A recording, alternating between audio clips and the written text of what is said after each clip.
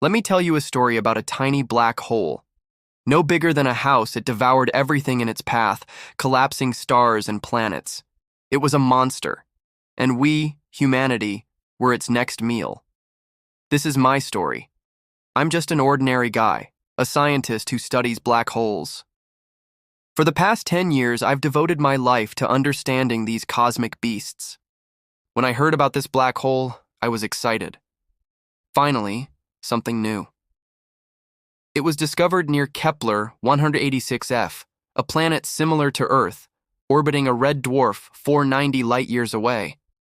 At first, the black hole was no bigger than a basketball, but then something strange happened. It started growing exponentially. In a matter of months, it became as big as a blue whale. Then it was the size of our sun. The readings from our telescopes were off the charts. We couldn't believe what we were seeing. This black hole was a monster. But there was something even stranger. The black hole wasn't pulling in stars or gas or dust. It was perfectly still, like a black hole on pause. I felt a chill down my spine. Something like this had never been seen before. We didn't know what it was, but we knew it was dangerous. Then it moved. The black hole began to drift towards us, inexorably drawn by the gravitational forces of our galaxy. It was coming right for us, and with each passing day, it grew larger and larger. Its gravitational pull affected the orbits of nearby stars. Comets and asteroids were pulled out of the Kuiper Belt and flung toward the inner solar system. Earth's orbit was perturbed, and the planet began to swing dangerously close to the black hole. It was too late. There was nowhere to go. All around us, stars were being consumed, one by one. I watched in horror as the black hole ripped apart a beautiful nebula, scattering its gas and dust like breadcrumbs. Whole galaxies were being obliterated, their light extinguished forever. Nothing could stop the black hole now. Our only hope was to build a giant spaceship and flee to Alpha Centauri, a star system 4.37 light-years away. But even that wouldn't be easy.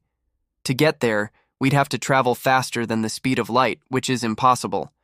Or we could try to hide from the black hole, but that wouldn't work either. No place could be safe from its gravitational pull. I remember staring up at the night sky in those final moments before the darkness consumed us all. The black hole loomed ever larger, its gravity pulling everything toward it, stars, planets, even light itself. It was a monster, and we were its prey. Then everything went black. I felt myself being pulled into a vortex of darkness. I tried to scream, but no sound came out. My body was crushed and distorted by the intense gravity. Time stopped. There was nothing left but the blackness. And then, suddenly, everything changed. I found myself in a strange new world, a world that was both familiar and strange. It was Earth, but it wasn't Earth. The sky was filled with stars that weren't in the night sky, and there was no black hole. I looked up and saw a beautiful white hole, a tear in the fabric of space-time. It was a portal to another universe. I knew then that we hadn't been destroyed. The black hole had ripped apart our universe and spat us out into another. Our world was gone, but we were alive. I was the only one who remembered what had happened. The others didn't know how lucky they were to be alive. They looked up at the stars in wonder. They didn't know that they were looking at a graveyard. I spent the rest of my days exploring this new world, searching for answers. I wanted to understand what had happened to us, why the black hole had spared us. But there were no answers to be found. The only thing I found was more black holes, even bigger and more terrifying than the last. And so I continued my work, studying these cosmic monsters, trying to understand them. I may never find the answers I seek, but I will keep searching. Because in the endless darkness, there is always hope for light. Thank you for listening to my story. Now leave a comment below.